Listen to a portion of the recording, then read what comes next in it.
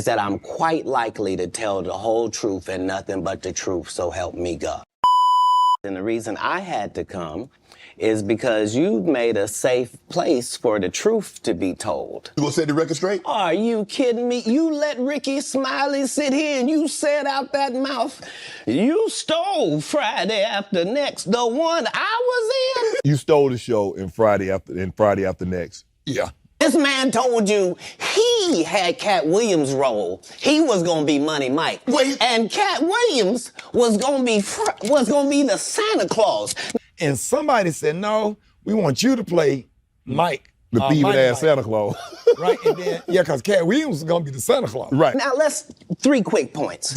You mean in Hollywood, they cast a 5'5" black Santa Claus that weigh 145 pounds? That's your story. He told you the story about when the movie came out. Where did he say he watched it? At home.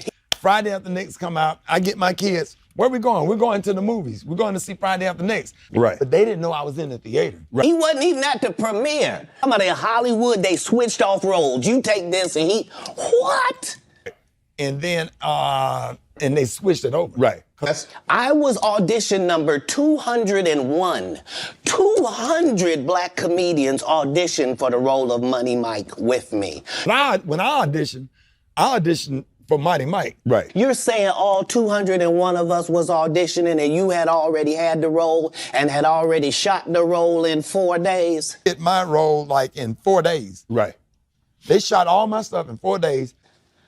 The truth of the matter is, the Money Mike in the original script got raped in the bathroom, and that's what Ricky Smiley was okay with. You know, so when I went in there to audition, I'm at the toilet. When Katt Williams went to use the bathroom, that's the line I had to use to audition. I put in my contract that I won't work with Ricky Smiley again unless he's in a dress. Now, what was Ricky Smiley's next movie? Was it First Sunday? Big movie. Then I end up doing First Sunday. Yep. Did he wear a dress in it? You bet he did. It's in my contract. This is not even my church. I saw this on MySpace. All of the parents that keep bringing their babies down here to get baptized without giving them a hot bath. Cedric did the same thing. Cedric told you when you asked him, did you steal Katt Williams' joke? But Katt said you stole one of his jokes. Yeah. He said it don't line up. Even talking about don't even match up with no timelines. How it don't line up that I did it on TV in 2018?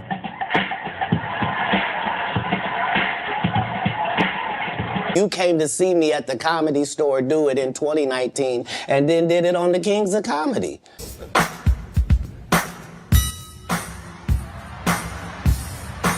Doesn't line up.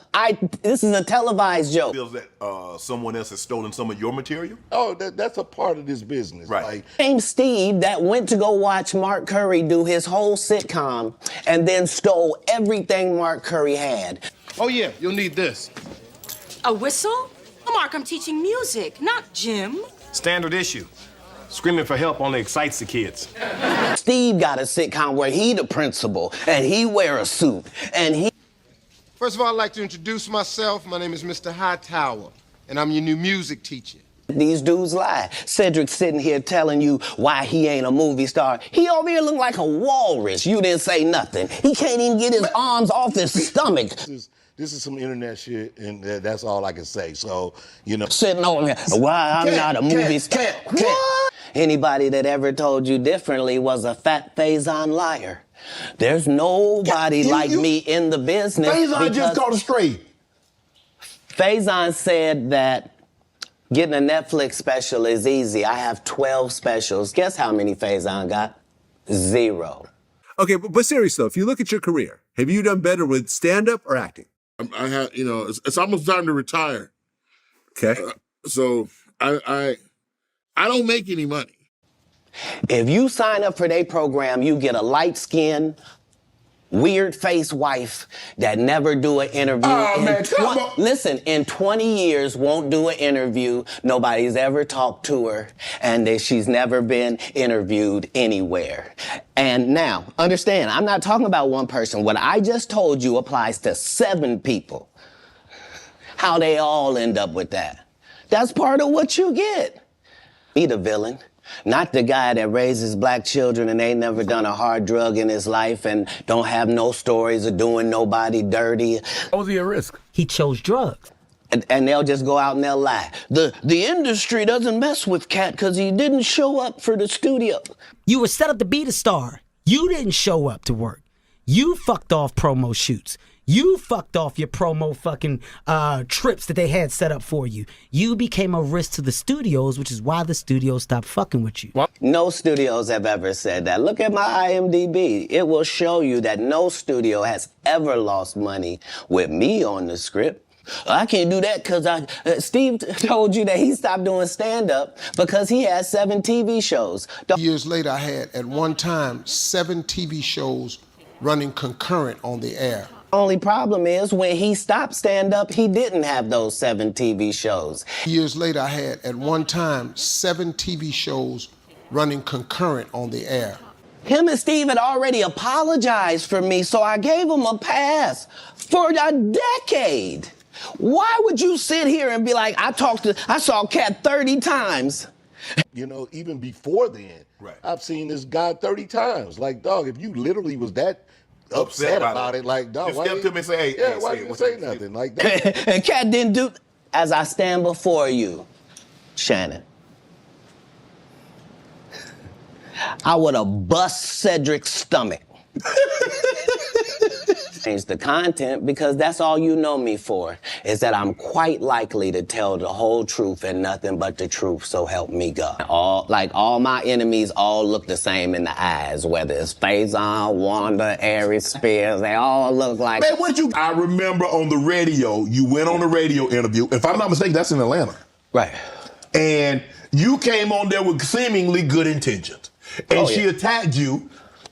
It wasn't just that part. It was the fact that before I go in there, she has a conversation about, okay, now, I just want to talk to you because you just wanted Emmy for the city of Atlanta, and this is in Atlanta, and they just want to hear about the Emmy and hear from you and to thank you for what you did putting the city on. Right. Okay. And we won't talk about your kids. We won't talk about jail. You're good at telling us about what's going on in jail. Not the right one at Jones. Get this inmate out of here. And you're big Turn in it prison. down. And you're yes, big in ma'am. prison. I've never been to prison. You have 19 several felonies, times. no convictions. Yeah, Knock it off. Prison and jail aren't the same. No. Okay, No. Calm down. No cases. We ain't gonna talk about none of that. Right. And immediately gets in there and goes the opposite way. I said what they like. Excuse me. I said what do they like? Just because you're a poor interviewer doesn't mean... Never gonna say anything disrespectful to people that look like you. It's a very thin line. Only one of us has $12 worth of jewelry on. Shout outs to Forever 21 Necklace Collection. They tried to kill me this same weekend. Not in jokes. With a real gun in my real face on real camera. Understand I'm losing my life for participating in something that goes along with my job. Like, it's 2 comedians. What do you mean? That she said it was going to be very professional. Oh, you won an Emmy. Congratulations. You put the city on. You own for the city. Yada, yada, yada. And now, did she mention anything about the Emmy on camera? I believe you saw the video and you know. If you can't get your blood pressure down, you can't call me down. Whatever, little mama. If your cholesterol is 600. Whatever, little mama. I'm little mama's baby daddy. No, you... Weight class. Is that what you wanted to do? No. That she was out of her league when it came to... Because I didn't want to do any of it. I know you didn't want to, but once she took it there, did you feel that you had to go there? Oh, you go where? You could have said, Wanda, I didn't come here for that. I just want to do the interview. I just want to talk about what happened. Oh, you misunderstand my job. My job is to be funny. My job is to be funny first. It's as a learning experience. Most comedians don't get booed enough. Think about this. You're stuck in traffic and the lights turn blue. Oh, you gonna laugh, you gonna lighten up. I mean, this is how you end up with a Michael Blackson who's a real African doing a fake African accent. Okay, Modo. Stop, you mother suckers! What happened? You know what? I mean, I'm not gonna say me and Katt been like, you know. This guy is mad at me. All I did was give him the best advice of his life. Remember, he was wearing dirty dashikis. And I told him he needed to dress to be in the position that he's trying to say that he's in. And if you're the African king of comedy, sir, there's actually comedians in Africa doing comedy. If you For the African king of comedy, ladies and gentlemen, this is Michael Blackson. Gotta put in some work. And these guys, they take my advice, they change their whole persona, and then they hate me for it. And you know what? I mean, I'm not gonna say me and Katt been like, you know, best friends or we're friends, but we're more like always been like associates. Like you know. This is the reckoning. 2024. I never had sucked a penis. That was my only goal. I didn't want to get with a white woman because I was scared she might have me running down the street like Jonathan Majors. There you go, think I'm... Now, I've had to turn down $50 million 4 times.